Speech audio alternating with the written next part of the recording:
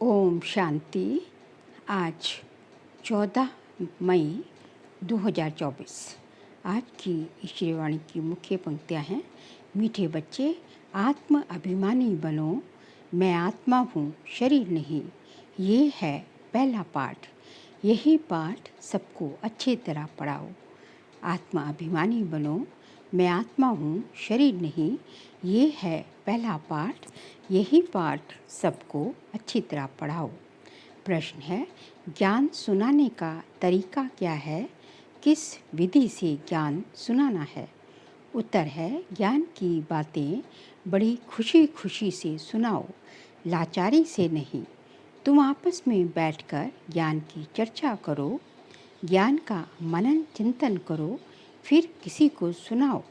अपने को आत्मा समझकर फिर आत्मा को सुनाएंगे तो सुनने वाले को भी खुशी होगी। ओम शांति। बाप कहते हैं, आत्म अभिमानी व देह अभिमानी हो बैठो, क्योंकि आत्मा में ही अच्छे व बुरे संस्कार भरे जाते हैं। सबका असर आत्मा में होता है। आत्मा को ही पतित कहा जाता है।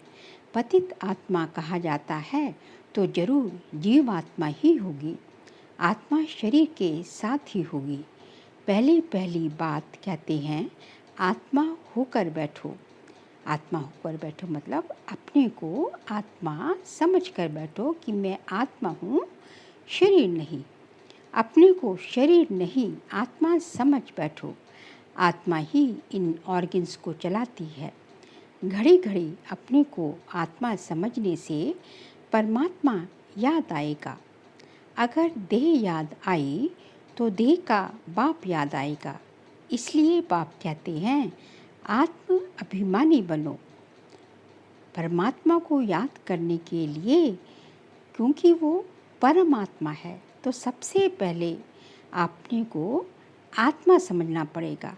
क्योंकि अपने को आत्मा समझेंगे तभी परमात्मा याद आएगी।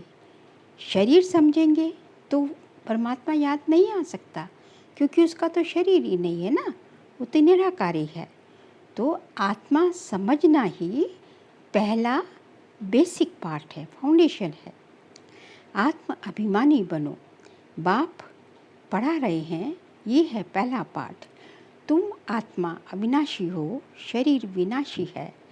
हम आत्मा हैं, ये पहला शब्द याद नहीं करेंगे तो कच्चे पड़ जाएंगे। मैं आत्मा हूँ, शरीर नहीं।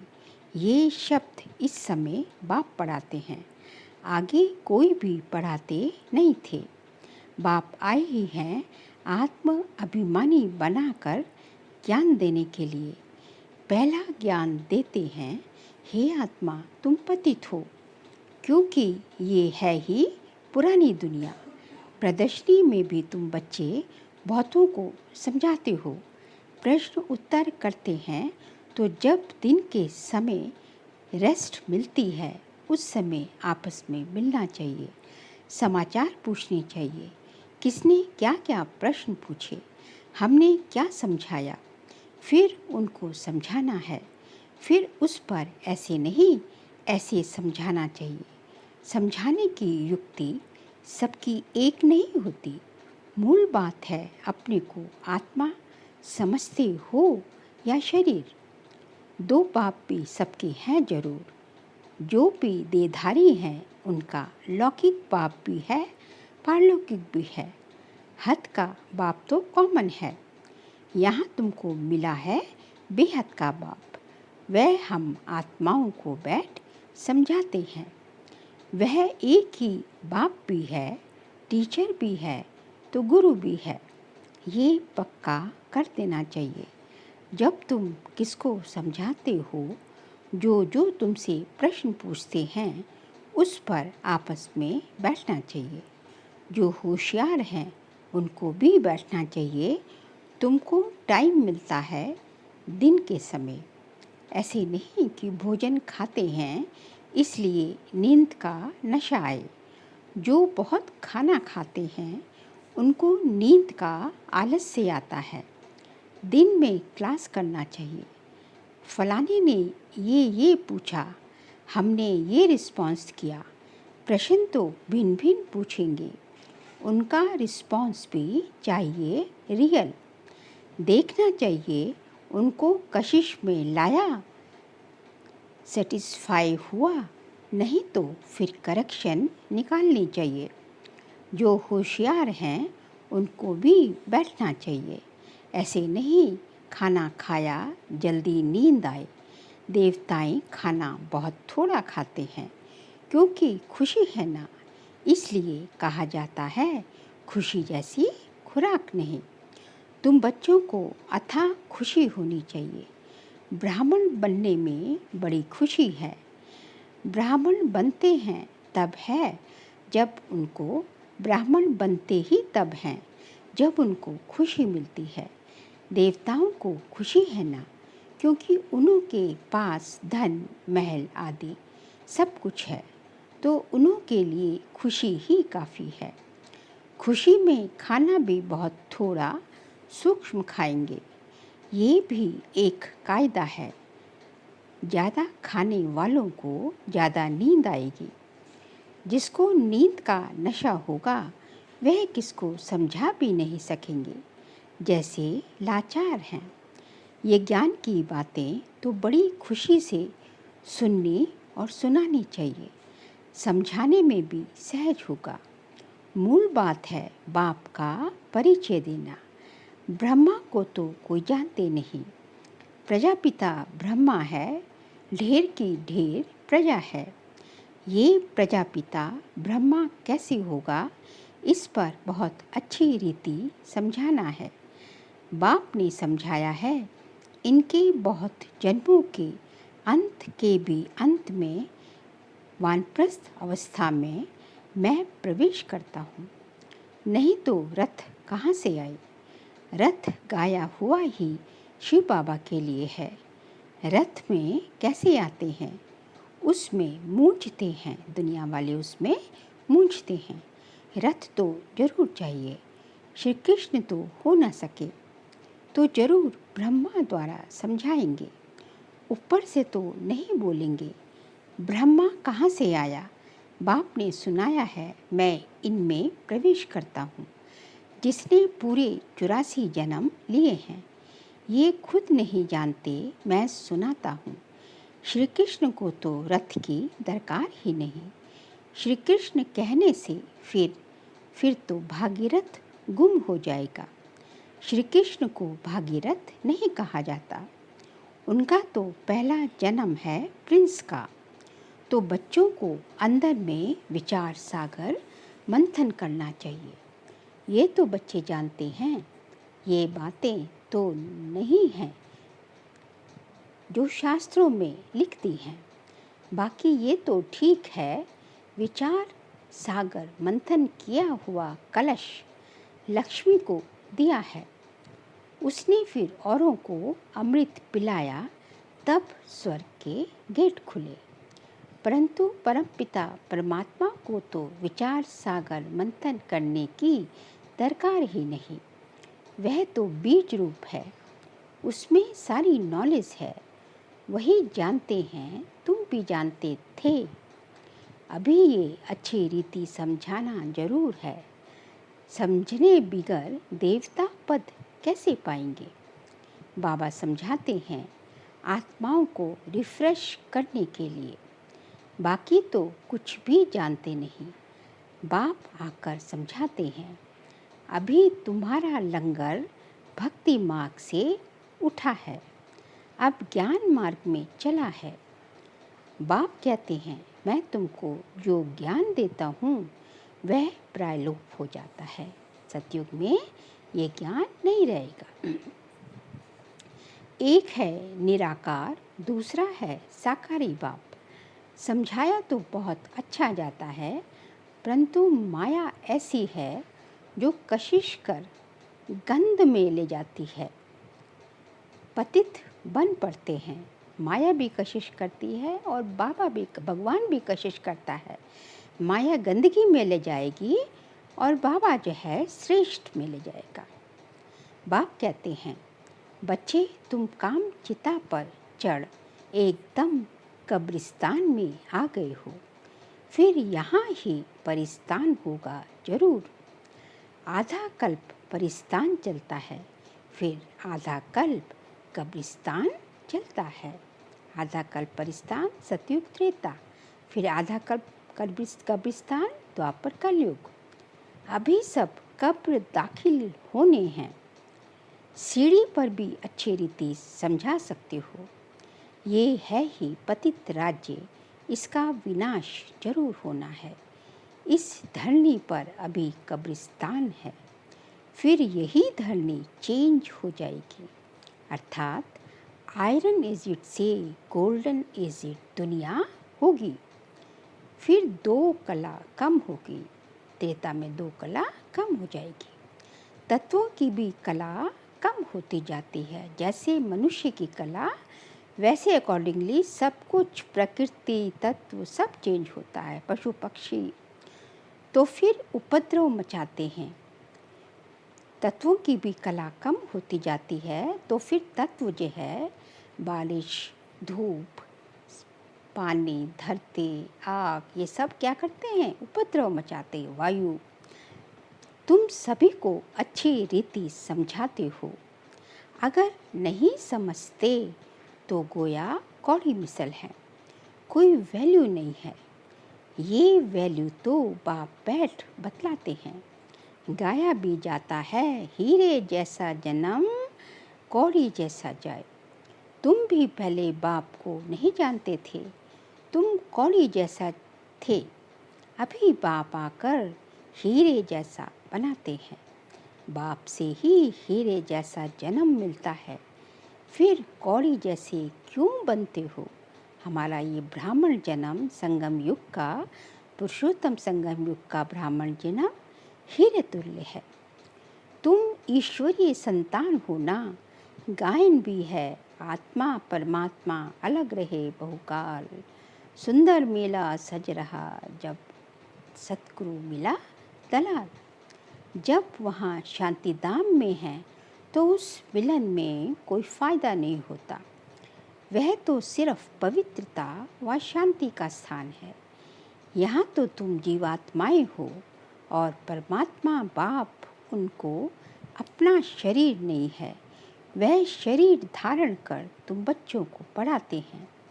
तुम बाप को जानते हो और कहते हो बाबा। बाप कहेंगे ओ बेटे, लौकिक बाप भी कहेगा ना, हे बाल बच्चे, हे बाल बच्चे आओ तो तुमको टोली खिलाऊं। झट सब भागेंगे। ये बाप भी, पारलौकिक बाप भी कहते हैं बच्चे आओ, तुम सबको क्या करूं, वैकुंठ का मालिक बनाऊं। तो जरूर सब भागेंगे ना। पुकारते भी हैं हम पतितों को पावन बनाकर, पावन दुनिया में विश्व का मालिक बनाने आओ। अब निश्चय है तो मानना चाहिए। बुलाया भी बच्चों ने है, हम आते भी बच्चों के लिए है। बाबा कहते हैं हम बच्चों के निमंत्रण पर ही आते हैं, बच्चों के लिए। बच्चों को ही कहते हैं तुमने बुलाया है, अब मैं आया हूँ। पतित पावन भी बाप को ही कहते हैं ना। गंगा आदि के पानी से तुम पावन बन नहीं सकते। आधा कल्प तुम भूल में चले हो, भगवान को ढूंढते हो। द्वापर से भगवान को ढूंढ रहे हैं, परंतु किसको भी समझ में नहीं आता। बाप कहते हैं हे बच्चों, तो बच्चों का भी उस उल्लास से बाबा निकलना चाहिए। हे बाबा निकलना चाहिए। जिस उल्लास से बाप बच्चों को पुकारते हैं, उसी उल्लास से बच्चों को भी बाबा का स्वागत करना चाहिए। परंतु इतना उल्लास से निकलता नहीं है। इसको देह अभिमान कहा जाता है, ना कि देही अभिमानी। आत्माभिमानी होंगे तो वो उल्लास होगा, वो उमंग उत्साह होगा। लेकिन शरीर होकर बैठेंगे तो वो स्पार्क, वो उमंग उत्साह, वो उल्लास नहीं आएगा। तुम अभी बाप के सम्मुख बैठे हो, बेहद के बाप को याद करने से बेहद की बादशाही भी ज़रूर याद आएगी। ऐसे बाप को कितना प्यार से रिस्पॉन्स करना चाहिए। बाप तुम्हारे बुलाने से आया है। ड्रामा अनुसार 1 मिनट भी आगे पीछे हो नहीं सकता। सभी कहते हैं, ओ फादर रहम करो, लिबरेट करो। हम सब रावण की जंजीरों में कैद हैं। आप हमारे गाइड बनो। तो बाप गाइड भी बनते हैं। सब उनको बुलाते हैं, ओ लिबरेटर, ओ गाइड, आकर हमारा गाइड बनो, हमको भी साथ ले चलो, हम रह गए अकेले। वो दूर के मुसाफिर, हमको भी साथ ले चल, हम रह गए अकेले। ये गाना गाया है ना भक्ति मार्ग में। अभी तुम संगम पर खड़े हो। बाप सतयुग की स्थापना कर रहे हैं। अभी है कलयुग, करोड़ों मनुष्य हैं। सतयुग में तो सिर्फ थोड़े देवी देवता ही थे, तो जरूर विनाश हुआ होगा। वह भी सामने खड़ा है, विनाश भी सामने खड़ा है। जिसके लिए गायन है, साइंस घमंडी कितना बुद्धि से अकल निकालते रहते हैं।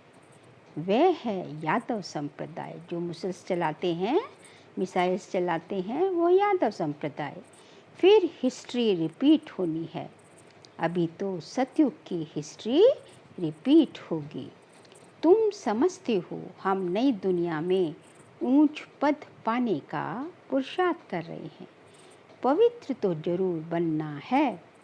तुम समझाते हो इस पतित दुनिया का विनाश जरूर होना है। बच्चे आदि तो तुम्हारे जीते नहीं रहेंगे, न कोई वारिस बनेंगे, न शादी आदि करेंगे।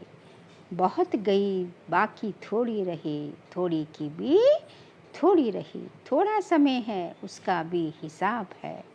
आगे ऐसे नहीं कहते थे, अभी टाइम थोड़ा बचा है। पहले वाले जो शरीर छोड़कर गए हुए हैं, नंबरवार पुरुषार्थ अनुसार जन्म लिया है। कोई यहाँ आए भी होंगे, दिखाई पड़ता है जैसे कि यहाँ का बिछड़ा हुआ है। उनको ज्ञान के बिगर मज़ा नहीं आएगा। माँ बाप को भी कहते हैं, हम तो यहाँ जाएंगे। ये तो सहज समझने की बातें हैं। विनाश जरूर होना ही है। लड़ाई की तैयारी भी देख रहे हो। आधा खर्चा तो इन्हों का इस लड़ाई के सामान में ही लग जाता है। अभी तो डिफेंस मिनिस्ट्री का वेपन्स वगैरह के लिए कितना बढ़ा दिया है शेयर जो है। एरोप्लेन आदि कैसे बनाते हैं। कहते हैं घर बैठे भी सारे खलास हो जाएंगे। ऐसी ऐसी चीज़ें बनाते रहते हैं, क्योंकि हॉस्पिटल्स आदि तो रहेंगे नहीं। ड्रामा में ये भी जैसे बाप के इशारे मिलते हैं। ये सब ड्रामा में नूंद है।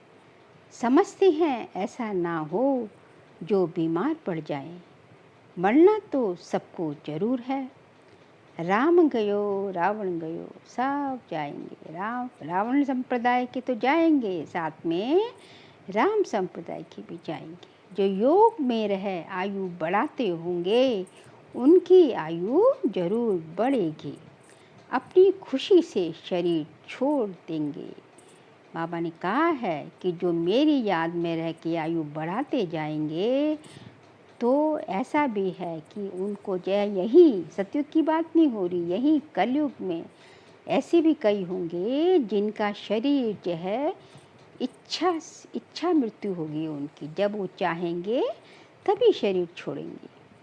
अपनी गुलजार दादी है ना इसका मिसाल।